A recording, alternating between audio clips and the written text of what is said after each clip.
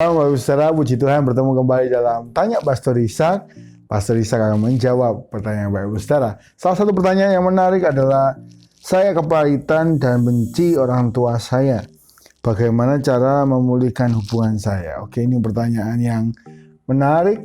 Banyak orang alami ya, karena memang nggak semua orang itu cocok sama keluarga. Walaupun seringkali karakter kita datang dari ayah ibu kita, ya. Sebanyak orang mengalami ini dan mengalami sesuatu masalah yang sulit dalam hidup. Menarik sekali, di Alkitab itu banyak tokoh yang masalah di keluarga memang. Karena memang keluarga itu nggak ada yang sempurna. Ya, boleh catat pertama itu poin yang penting, tidak ada keluarga yang sempurna. So hari ini kalau kita iri kepada teman kita, tetangga kita, mereka juga punya problem masing-masing, masalah masing-masing. Jadi bagaimana kita menanggapinya itu adalah hal yang penting, karena memang nggak ada keluarga yang sempurna. Nah, kita belajar dari Daud. Daud itu harusnya bisa benci, kepahitan, sakit hati sama orang tuanya. Kenapa? Karena bapaknya itu mengundang kakak-kakaknya pesta untuk memilih raja di antara mereka ketika Nabi Samuel datang. Ya. Apa yang terjadi? Daud tidak diundang.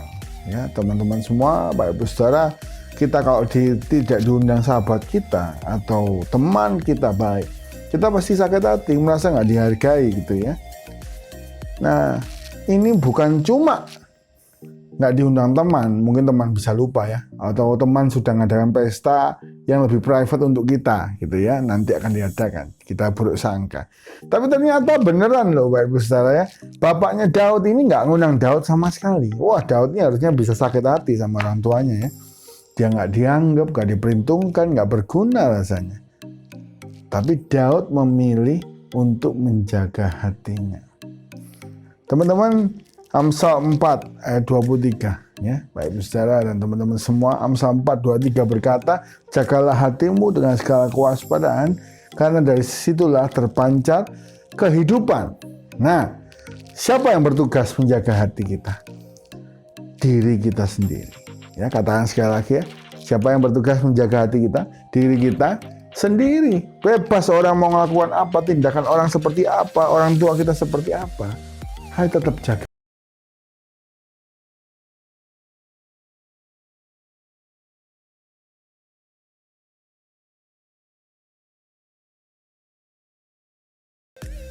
Tapi kalau kita mau hidup kita susah, penuh balas dendam, sakit hati, penyakit boleh datang, boleh kita sakit hati ya.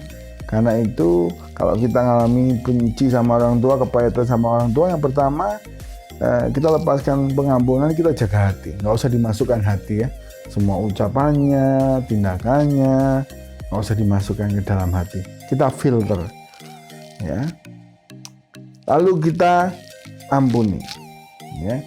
Filter itu penting ya. Kenapa kita memfilter air keran?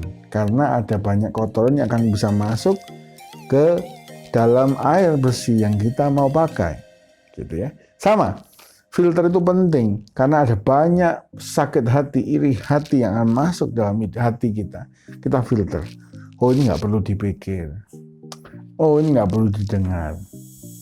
Oh, ini nggak perlu tahu. Semakin banyak tahu, semakin banyak menderita kan? Ya, semakin banyak tahu tentang sesuatu hal yang seharusnya kita nggak tahu, kita kan menderita. Karena itu nggak perlu tahu ya jangan tahu. Tahu secukupnya, lihat secukupnya, dengar secukupnya. Jaga hati kita sesuai firman Tuhan ya. Jadi kalau orang tua kita nggak suka sama kita, ngomong yang nggak baik sama kita, oh kita tolak dalam nama Yesus, diam aja, biarin aja. Mereka juga akan sadar satu hari nanti ya, ketika kondisi sudah berbalik. Ingat, siapa mengampuni akan lebih tinggi derajatnya daripada yang menyakiti, mengkhianati. Contoh Daud lebih tinggi daripada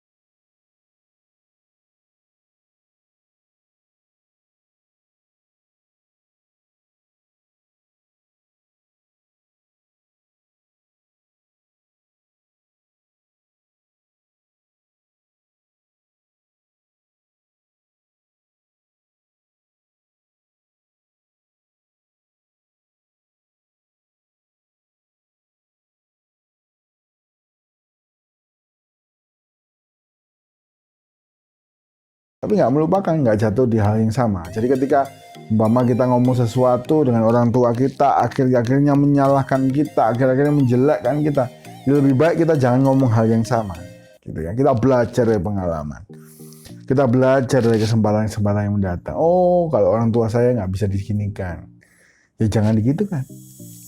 Oh, kalau orang tua saya pinjemin uang ternyata dipakai buat yang macam-macam, ya. Sakit hati, bisa terluka kita. Pilihannya dua, kita beri karena kita harus memberi, nggak usah tahu dipakai apa, ya. Atau dua, kita beri sesuai dengan kerelaan. Ya, kalau orang tua pinjam atau mertua pinjam atau saudara pinjam, beri sesuai kerelaan. Rela sudah hilang ya apa-apa. Jangan sampai kita tahu ngutangi terus habis gitu kita sakit hati, merasa tertipu. Oh, jangan. Kita sudah pernah belajar sekali, kita belajar jangan mengulangi, ya. Karena itu mengampuni, mungkin kita nggak bisa lupa, tapi bukan berarti kita dendam, tapi kita belajar dari pengalaman. Supaya kita hidup bersosialisasi dengan sekitar kita boleh tetap berbuat baik sesuai kerelaan hati yang digerakkan Tuhan, dan hati kita pun terjaga dengan baik. So hari ini pertama kita mau doa sama-sama untuk yang terluka, ya. Tuhan jamah hati kita, Tuhan penuhi hati kita dengan kasih, biar kita nggak sakit hati. Yang kedua, kita jaga hati kita sendiri. Kita bertumbuh lewat firman, jagalah hatimu. Tugas menjaga hati itu tugas kita semua. Dan bila kita melepaskan kasih, mengasihi setiap orang dengan sepatutnya, dan kerelaan hati kita yang digerakkan Roh Kudus, sehingga kita memberi dengan sukarela, dengan ingin menjadi berkat dan bukan sakit hati. Tuhan berkati kita semua. Mari sama-sama kita berdoa untuk siapa yang mendengar.